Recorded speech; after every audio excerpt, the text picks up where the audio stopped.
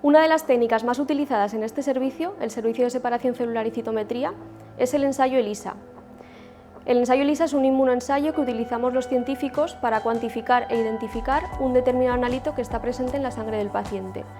Se denomina ELISA por sus siglas en inglés, que significa inmunoabsorción ligado a enzimas. Es una técnica que se basa en la unión antígeno-anticuerpo y además es un método colorimétrico.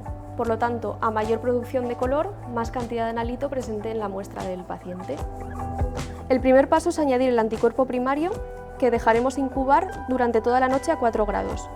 Esto hace que se quede bien fijado a la placa. Al día siguiente lavamos la placa con un detergente especial para eliminar cualquier resto de anticuerpo primario que no se haya quedado pegado al fondo del pocillo y evitar que nos dé una señal errónea. Una vez lavada la placa, ya podemos añadir nuestra muestra, pero antes es necesario añadir una curva de calibrado. También añadiremos el diluyente. Así podremos restar posteriormente el ruido de fondo. Después de añadir esto, añadimos las muestras de suero y lo dejamos incubar durante toda la noche a 4 grados.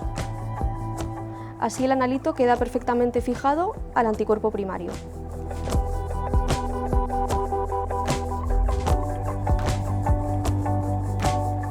Una vez pasado este tiempo, volvemos a lavar la placa para eliminar cualquier resto de muestra y reactivo y añadimos entonces el anticuerpo secundario, que está conjugado con una molécula de biotina.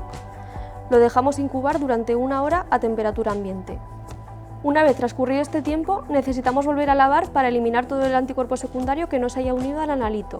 Así se habrá formado el sándwich, pero de momento es imperceptible.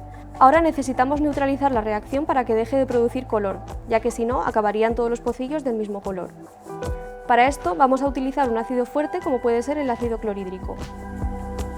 Nada más añadir el ácido, vemos cómo cambia inmediatamente de color y pasa de color azul a color amarillo. Así la placa ya está lista para analizarse. Para poder conocer la concentración de analito que hay en cada muestra, necesitamos medir la absorbancia de las muestras. Una vez tenemos los resultados de la absorbancia, tenemos que analizar los datos y mediante fórmulas matemáticas podemos conocer la concentración de analito que hay en cada muestra.